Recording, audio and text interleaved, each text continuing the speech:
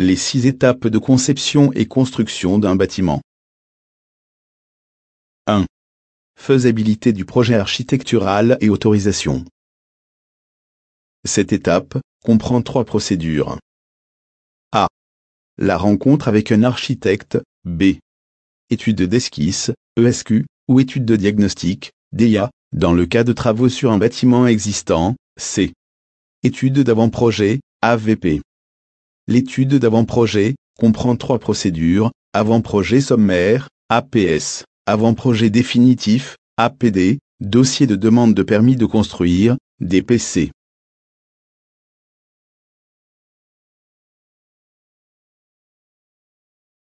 « 2. Conception détaillée du bâtiment.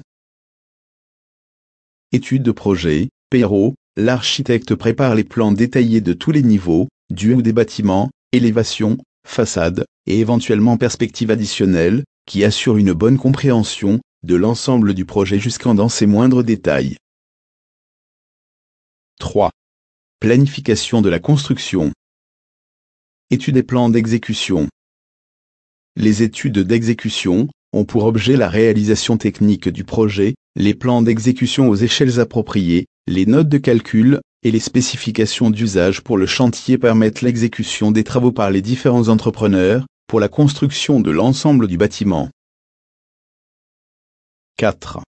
Sélection des entreprises de la construction. Assistance au contrat de travaux, acte. L'architecte consulte les entreprises capables d'intervenir et analyse les offres des entrepreneurs selon des procédures bien définies.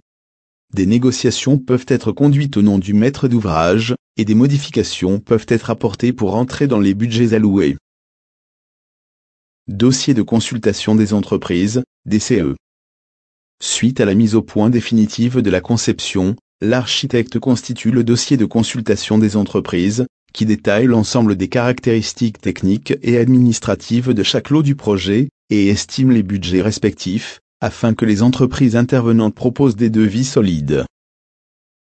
Celui-ci permet également de préciser le cadre de l'intervention des entreprises et de leur relation avec le maître d'ouvrage et l'architecte.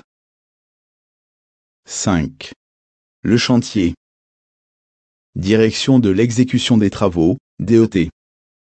L'architecte prépare la mise en œuvre du chantier et organise la participation des différentes spécialités pour s'assurer du respect des règles de l'art, des engagements de chacun et de la juste réalisation des plans. La gestion du chantier. Le maître d'œuvre intervient sur le terrain auprès des différentes entreprises pour assurer l'exécution conforme des différentes phases de la construction du bâtiment. Terrassement du terrain et reliage voirie et réseaux divers, VAD. Gros œuvres, stabilité et solidité du bâtiment, fondation, structure. Second œuvre, étanchéité, esthétique, et confort. Ordonnancement, coordination et pilotage du chantier, OPC. L'analyse des tâches élémentaires, qui composent les études d'exécution, et les travaux, leur enchaînement et les points critiques, de cette suite d'interventions, constitue la mission d'ordonnancement, et de planification, qui est complémentaire de la maîtrise d'œuvre. 6. Livraison du bâtiment au maître d'ouvrage. Assistance aux opérations de réception, AOR. L'architecte contrôle l'ensemble des travaux effectués, et de la réalisation des prestations jusque dans leurs ultimes détails. Il se charge aussi du décompte général, des factures des différents prestataires, et solde les comptes de chantier.